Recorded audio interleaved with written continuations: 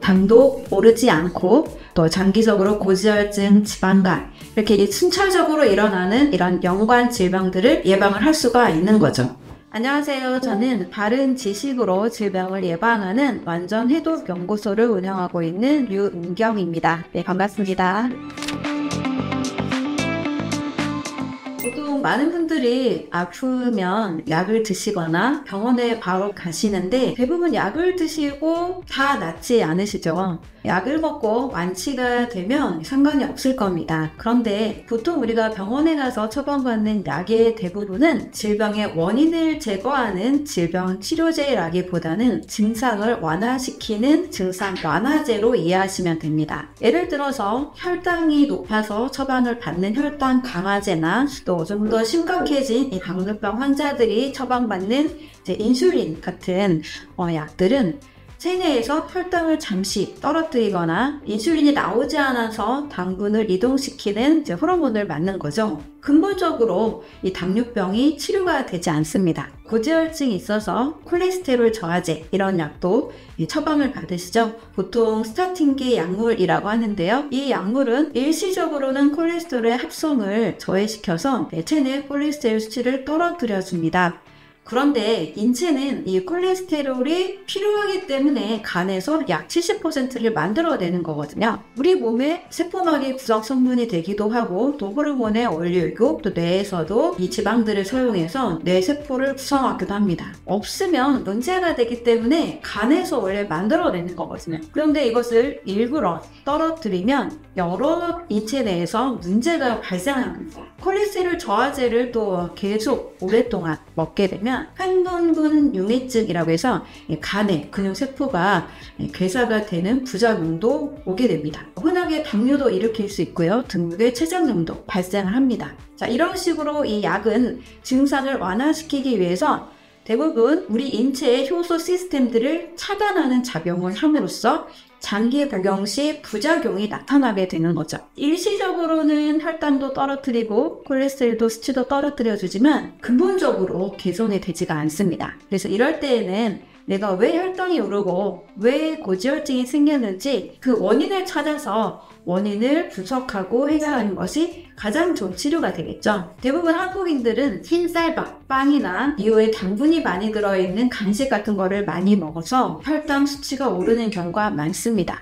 그 원인은 혈당을 빠르게 상승시키는 그런 음식들이 문제이기 때문에 식습관을 교정해야만 당도 오르지 않고 또 장기적으로 고지혈증, 지방간 이렇게 순차적으로 일어나는 이런 연관 질병들을 예방을 할 수가 있는 거죠. 또 염증이 많은 분들을 보면 일단 몸에 독소가 많이 쌓이기 때문에 염증이 생기는 겁니다. 그럼 염증을 제거하기 위해서는 내가 평상시에 왜 이렇게 독소가 쌓이는지, 내 식습관이 어떤지, 가공식품을 너무 많이 먹는 건 아닌지, 지나치게 이 고기를 많이 먹어서 몸에 불편함이 오는 건 아닌지 이렇게 내 식습관을 점검해야 되는 거죠. 증상이 생겼을 때는 무조건 약을 의지하기보다는 나의 식습관을 한번 점검을 하고 염증이나 또 혈당이나 고지혈증이 생기지 않도록 건강한 식단, 다른 요인을 찾아서 원인을 해결하는 것에 먼저 집중을 해야 됩니다.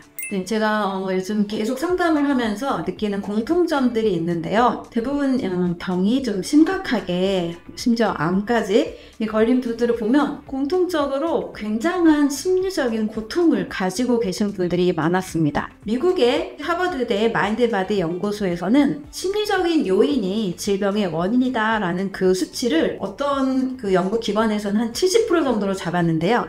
이 마인드바디 연구소에서는 무려 98%가 생각 습관에 기인한다라고 할 정도로 굉장히 크게 영향을 미친다라고 이야기를 하고 있습니다. 그 이유는 우리가 지금 잠깐 생각해봐도 알 수 있는데요. 굉장히 이 떨리는 그런 시험이나 중요한 어떤 면접이 있을 때 우리 몸에 어떻게 반응하나요? 떨리면 소화도 안 되고 장이 예민하신 분들은 과민성 대장 증후군으로 즉각적으로 우리 몸에 변화가 나타나죠. 이런 식으로 우리 몸은 스트레스를 받거나 굉장히 마음에 고민이 있을 때에는 몸에 즉각적으로 다 나타나게 됩니다. 보통 스트레스 반응에 대해서 투쟁 도피 반응이다 라고 표현을 하는데요. 스트레스를 받으면 우리 인체에 자율신경계가 바로 작동을 합니다. 이 자율신경계 기능 중에 교감신경이라는 신경계가 있는데요.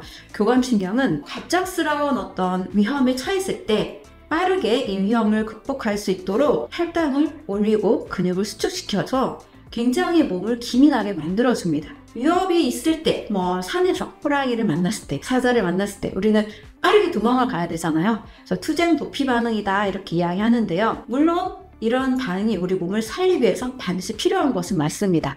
중요한 것은 이런 갑작스러운 상황들이 아주 가끔씩 한두 번 생기는 게 아니고 매일 일어날 때, 만성적으로 일어날 때는 늘 교감신경이 항진이 되어서 늘 근육이 수축돼 있고 또 위장관이 수축돼 있고 혈당이 오르고 혈압이 오르는 등 이러한 각종 질병의 위험 상태로 빠지게 되는 거죠. 제가 상담을 하는 분들의 교감신경이 대부분 다 항진이 되어 있는 경우가 많았습니다. 그래서 스트레스를 받고 마음의 병이 있을 때는 이렇게 교감신경이 항진돼서 인체를 계속 만성적인 그런 질병 상태로 만들어갈 수 있다라는 측면에서 위험한 겁니다. 두 번째로는 스트레스를 받으면 우리 인체의 활성산소 수치가 굉장히 늘어나게 됩니다.